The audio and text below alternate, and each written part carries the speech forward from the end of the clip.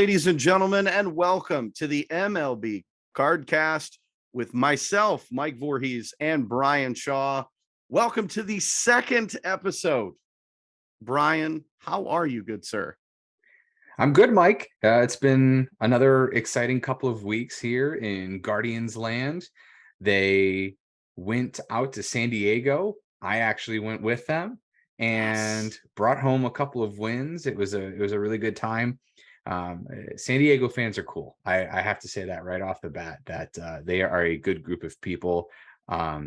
Some fans can be not great hosts when you come to the their Yankees. city. Oh wait, sorry, was that too soon? Red Sox. There's a whole bunch that you could say that about, but the Padres fans were more concerned on if I was going to have a good time in their city.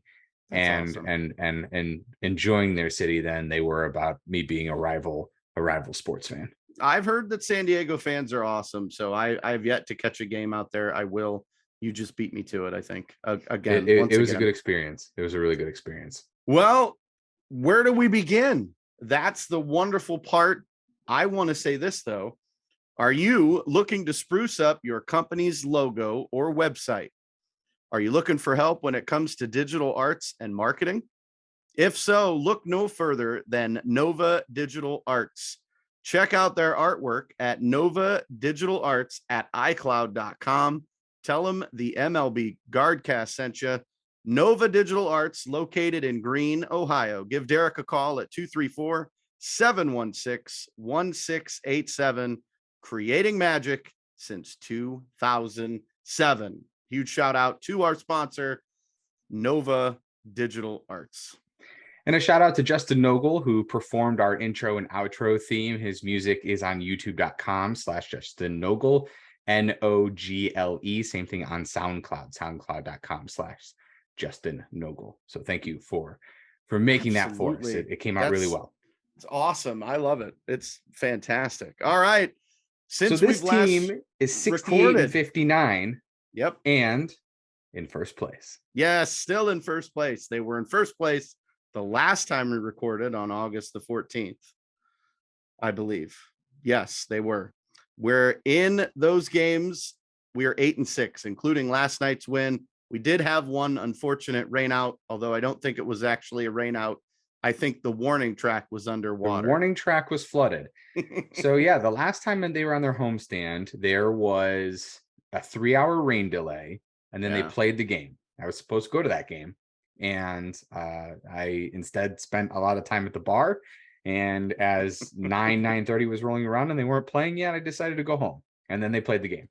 And then the next day, there was a 3-hour delay, and then they finally did postpone the game because the warning track was flooded.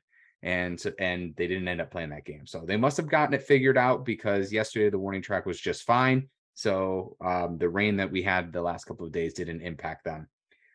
They had their first series loss against Seattle since July 10th. Now, that was a tough series. That was kind of a playoff preview, if you will, or a potential playoff preview. Yeah. And that series did feel like a playoff series. It was very tight. Some questionable umpiring, I think, on both ends. Although, strangely, and I don't even know how it happened, but I woke up the next morning and I had like 50 Twitter notifications of Guardians fans and Mariners fans arguing in my mentions about umpiring calls and I'm like, how did I get involved in this? Like, I don't even know what happened. But then there's the scorecards, the umpire scorecards, and that came out, and it ended up being that in each of those instances, the Mariners were favored by the umpire call. So they were the ones doing all the complaining, and then they were the ones that ended up being favored by the umpire calls. But so just that little bit of a hiccup. Then they pick up a victory against the Orioles yesterday, playing the Orioles again today and tomorrow. And then Seattle is back here for another series. So they're up a game and a half on the Twins, and we're 6 games up on the White Sox. I think we can pretty much put the White Sox to bed. Yeah, the White Sox seem to be tailing off. The Twins are going to be nipping on our heels a little bit. But I expected that, I think we peaked at 10 games above 500. They're 9 games above 500 right now. So not quite at their best, but this is going to be an exciting month of baseball. 28 games remain. 28, folks. That's it. It's now or never. It is put up or shut up time for our Cleveland Guardians. After the series with Seattle, we're in Kansas City for 3, Minnesota for 3. We're back home against the Angels for 3. We're home for 1 against the White Sox, and then which is the makeup game from the warning track flood. Then we have 4 at home against Minnesota. That is going to be a huge series. 3 in Chicago, 3 in Texas, and then 9 games at home to finish the season. 3 against Tampa Bay and 6 against Kansas City. So I think you said, what is there, like a total of 9-10 games against Kansas City over the next month? There's so a third of our games. 9. Yeah, there's 9 games against Kansas City. So a third of our games are against Kansas City.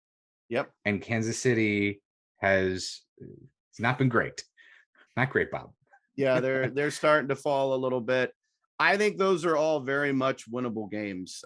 Tampa Bay is going to be tough. They're a very good team, although their team took a major hit yesterday. They lost Mr. McClanahan.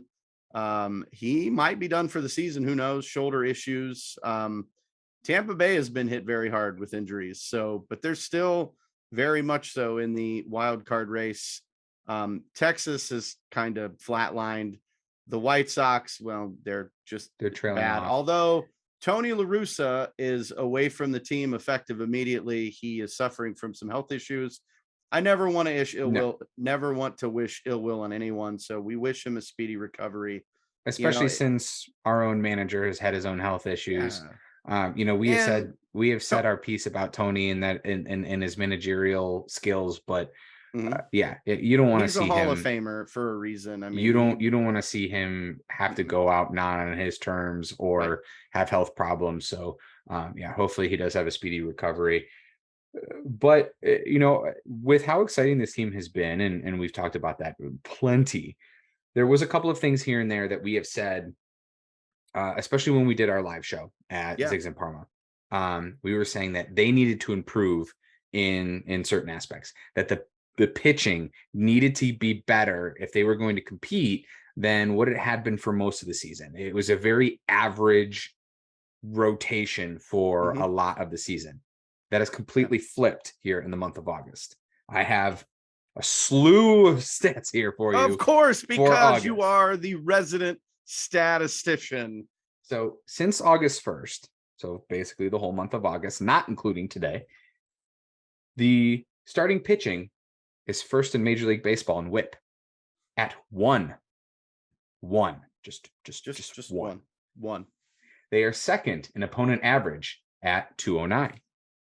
They're 4th in WAR, 9th in ERA. Interestingly, and for those not knowing baseball terminology, WAR means wins above replacement. Yes.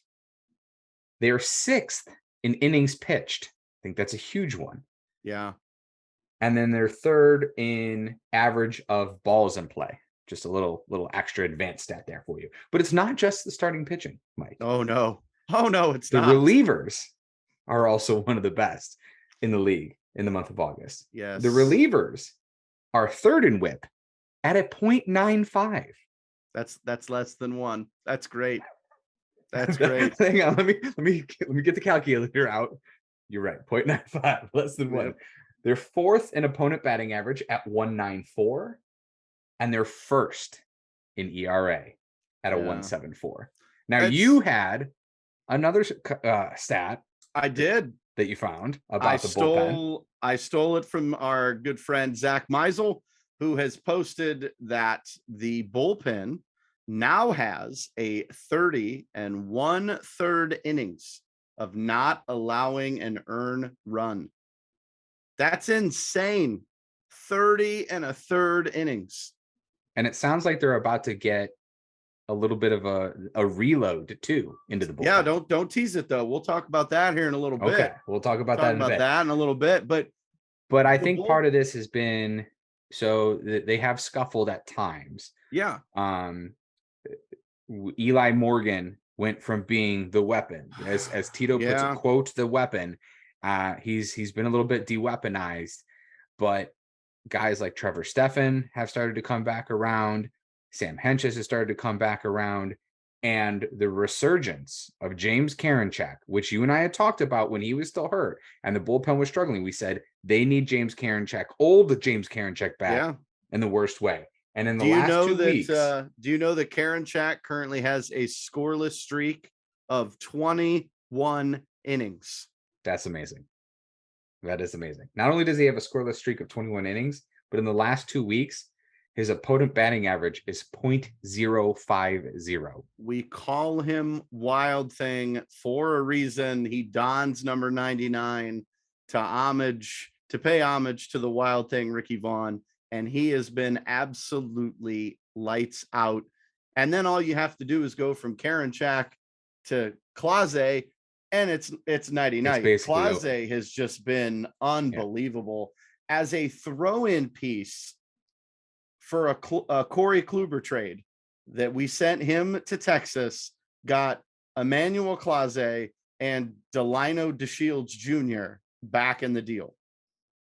Delino DeShields, I have no idea who he's playing for. He's not playing for us. He's out of the league now.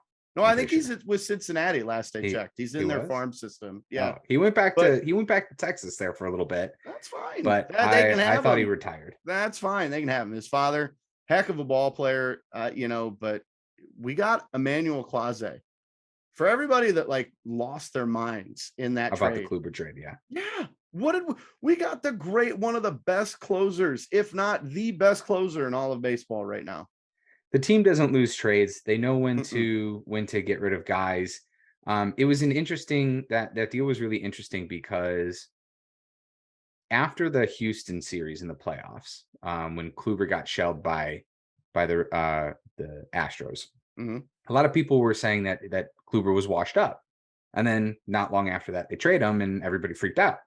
So it was like, well, which is it? Is he washed up, or are you mad that he's not on the team anymore? Right. But they don't lose trades.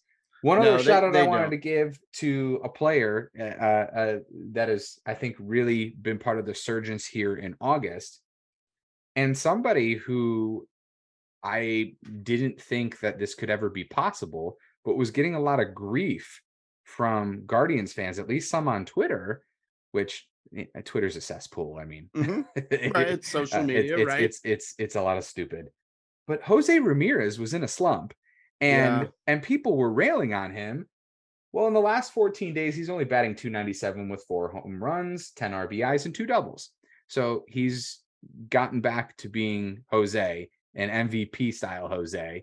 Yeah. And has broken a personal record in RBI so far this season. Yes, he has 106 as of Saturday. I don't know if he got one on Sunday or yesterday. I have not double checked that yet. But unfortunately, there's a guy in New York that's just playing out of his mind, and that's Aaron Judge, who now has 52 home runs. Something ridiculous. Yeah, we're watching history, and that's great. Great for Aaron Judge. It's a contract year for him.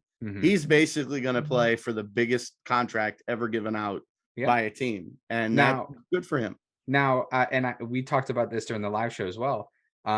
You asked me who MVP would be, and I said Judge, only because the title of MVP is misnamed. Yeah, MVP is basically saying who's the best player in baseball. Yeah, but most valuable player, it's hard to not argue that it's Jose Ramirez, because if you took Aaron Judge off the Yankees, how many less wins do they have? 30. I'd go. There's a lot. Aaron Judge has pretty much carried that team this year. Okay, they've had a lot of injuries. I mean, Stanton's not himself. I'd also argue that this team, the Guardians, would be in the basement without Jose Ramirez, of course. So, I mean, when he knocks in a run, players, when J Ram knocks in a run, they're 39-15, and when he doesn't, they're 28-43. We go where Jose Ramirez takes us. Yeah, but it's not just the on the field play for Jose Ramirez. Why don't you elaborate on that, Brian? What is Jose Ramirez trying to get the Cleveland Guardians front office to do? So, this was interesting. This came up. So I was when this happened, I was only like, I was watching the game, but only half watching the game. I was mostly listening. So I don't know if this was mentioned on the broadcast. So let me know if it was. But I saw it on Twitter later that basically Jose Ramirez was telling Andre Knott and telling Andre Knott to tell the front office that you need to extend Ahmed Rosario. You need to take care of him this offseason. You need to pay him. And then there was some back and forth because Andre then retweeted that, and there was a lot of people replying to it. And as you and I have discussed, there's a lot of prospects. We've seen two of them this year in Gabriel Arias and Tyler Freeman. And then there's Brian Rocchio, who just got up to AAA, right? Yeah, and he's just doing got up to AAA. really so well. There's a lot of infield prospects there. And there was a lot of people replying like, they're not going to extend Ahmed. They're not going to do that. And there was somebody that said, like, well, we have all these guys. There's no way. And Andre Knott then replied to that and said, not one player or coach on this team would do that, meaning replace Ahmed Rosario with Rocchio, Freeman, and Arias. And then he then followed up again and said, Ahmed is the best player over the next 3 years for this team. Now, it's interesting he says that for just the reason of, helping the guy out. Like, he hustles. He's the heart and soul of this team. It's why they didn't trade him. But you remember, Andre was on the broadcast saying that Gabriel Arias was going to be here in May and be the starting shortstop. Yep. And then he got hurt. And he hasn't had that good of a AAA season. No, he hasn't. He's only hitting 230 currently. And Tyler Freeman has now made his way up, and he's not been great. I wouldn't be surprised if he gets sent down overmatched. Yeah, he looks overmatched big time. He's having a tough time in the field. He's had some errors. He's only batting a 194, so he's had some struggles. So, knowing what you know now, would you try to extend Ahmed Rosario for maybe 3 years? So this is hard for me to say because I was never on the Ahmed Rosario train. I wanted them to trade him. I wanted Andres Jimenez to play short and then fill in the blank at second base. After watching this team, I retract my statements about Ahmed Rosario. He is absolutely one of the best players we have on this team right now. He's amazing hitting. Teammate. Yeah, he is one of the hardest working, guardians right now. And that's according to Jose Ramirez and a list of others who say he comes in, he puts in the work, he does everything he's supposed to do, and he's having a phenomenal year. And his defense has vastly improved this season. And that's saying a lot because they were going to put him in left field. They wanted him in center field. They wanted him they wanted his bat in the lineup so bad that they were trying to make him play other positions that he can't play. He is a shortstop. And who does that sound like? Who else, when they were a young player with this team, did they do that with? You remember? Jose Ramirez? It was with Jose Ramirez. They were putting him in left field. Yeah, he's a second baseman coming up. Who was at third? Juan Uribe? We had Juan Uribe. We had who else? We had Josh Donaldson. Did we not? Donaldson came in late 2018. In the season. Yeah, and they moved Jose to second, and that was bad. That was a bad move. But the point is it's interesting, the perspective now, and I get where Andre is coming from, that a prospect is never a guarantee. No, and we'll have to see what happens. And he didn't mention what he did say when he said not one player or coach on this team would do that. He didn't say anything about the front office. But so you do have 3 guys, and Rocchio just made it to AAA. He's not coming up this year. Well, exactly my point. So do you hang on to him, keep him in AAA for another season or 2, and trade Arias and Freeman in the offseason, and that way you free up some of this logjam? So what we've noticed is since Gabriel Arias was sent back down to AAA, he has played multiple positions in AAA. They've had him in left field. They've had him in right field. They've had him at first base. They've had him at third base. They've had him at shortstop. They're basically making him a utility guy. And I think that is a beautiful move, because now he's not he's even more expendable than what he was.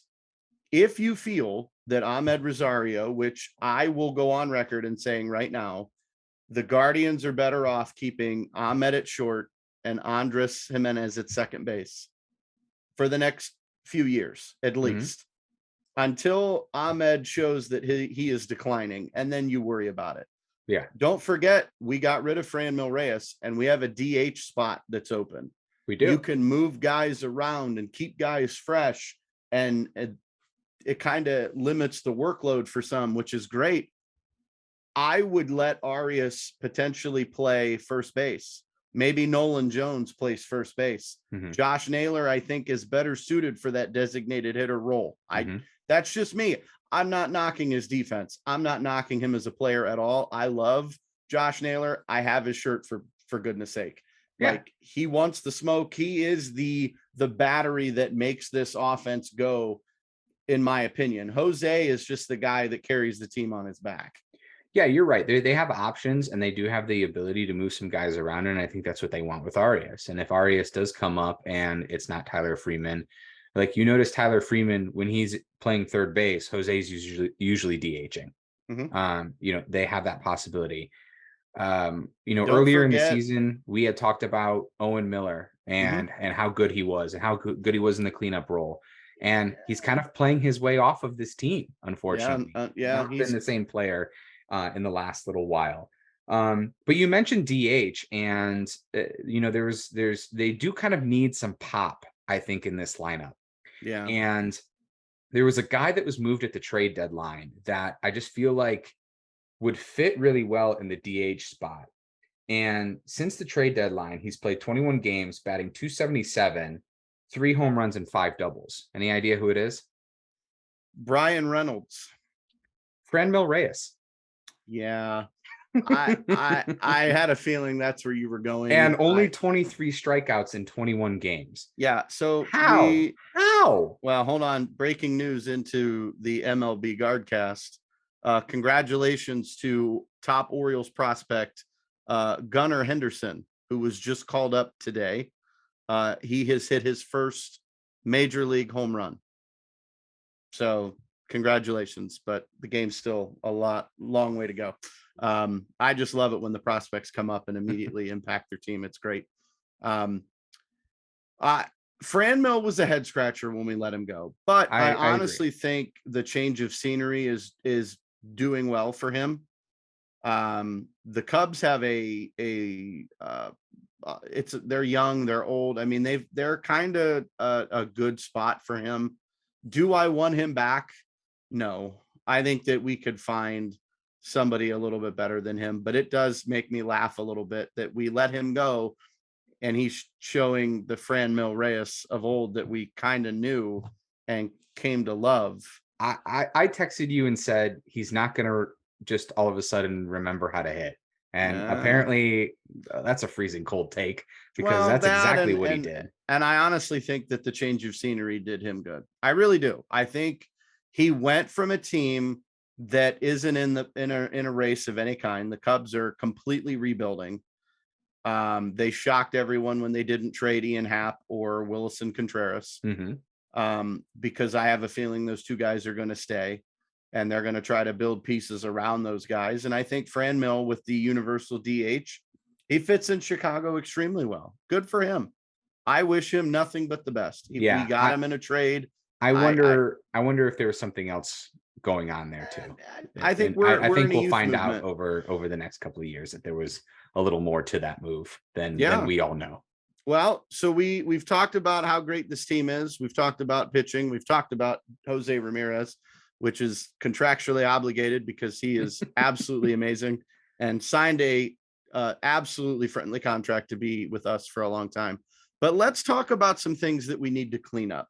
We are getting into the final month of the season. Like I said, 28 games remain. And I know you had kind of alluded to some of these, Brian. We've got to fix the errors and the terrible base running mistakes. I know that we're a young team, but my goodness, some of these mistakes are head scratchers. And it's like, you're a Major League Baseball player. We shouldn't be doing that stuff. Yeah. I think it's like you said, it's a lot of the young guys.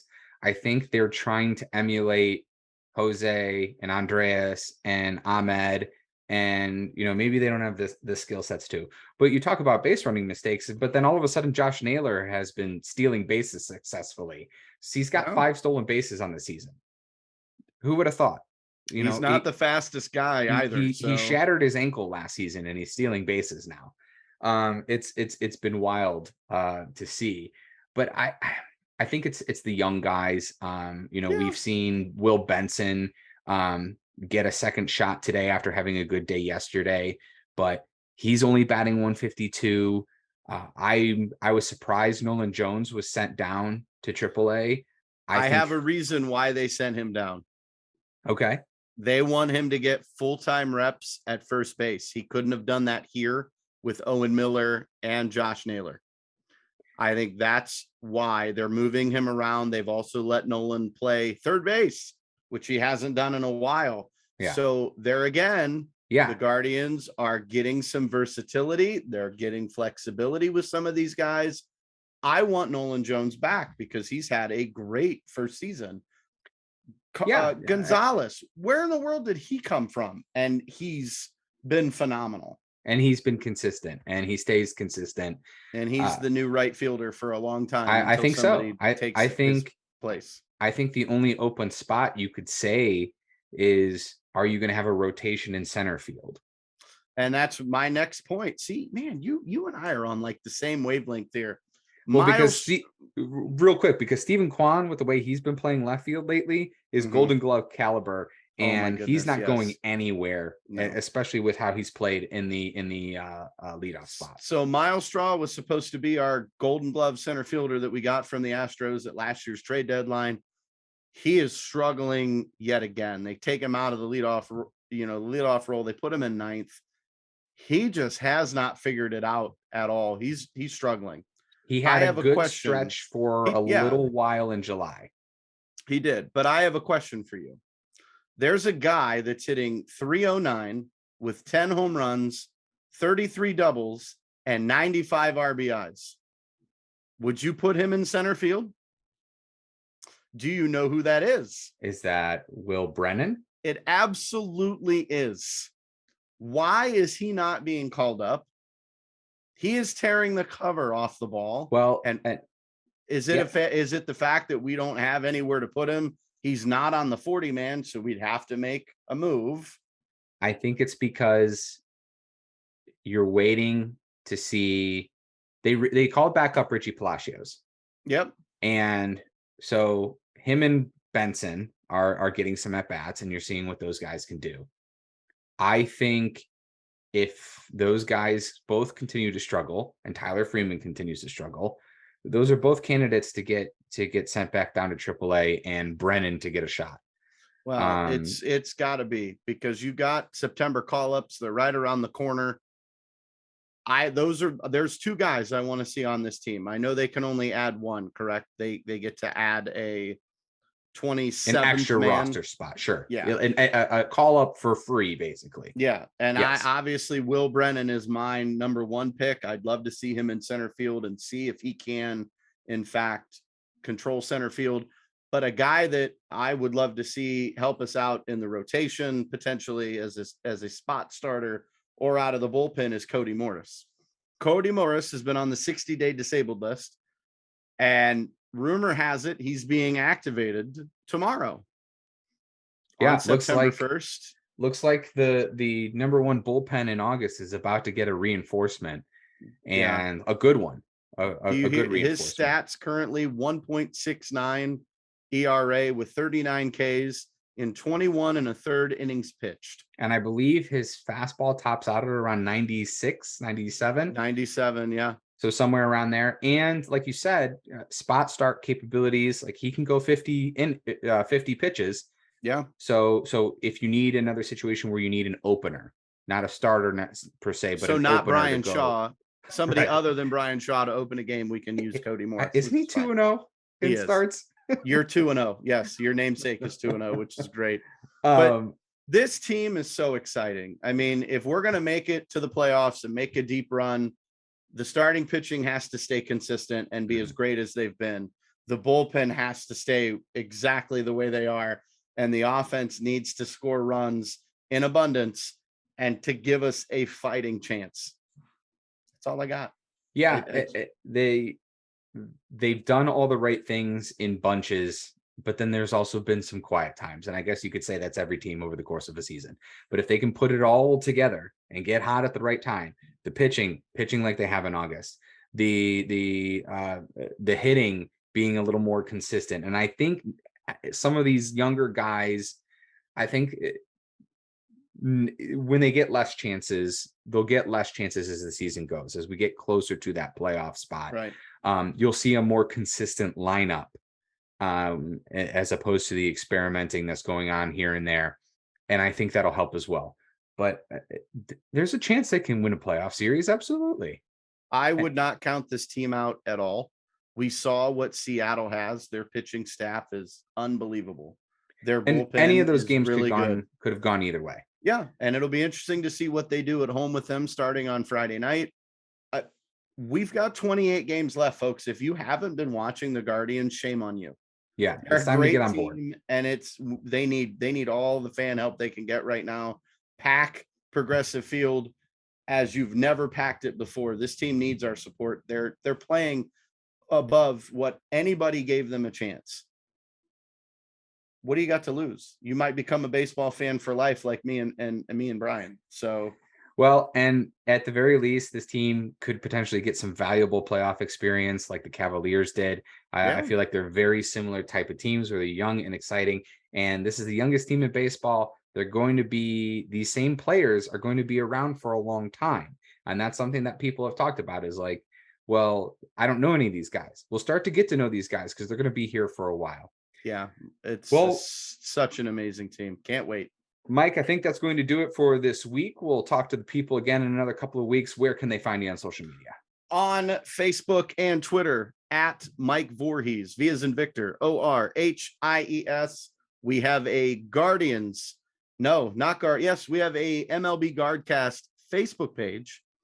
Where can they find us on Twitter, Brian, and you as well on Twitter? Guardcast MLB on Twitter. I'm Weather Shaw on Twitter, WXSHAW, and then Bryan Shaw on Facebook. A lot of places you can find us.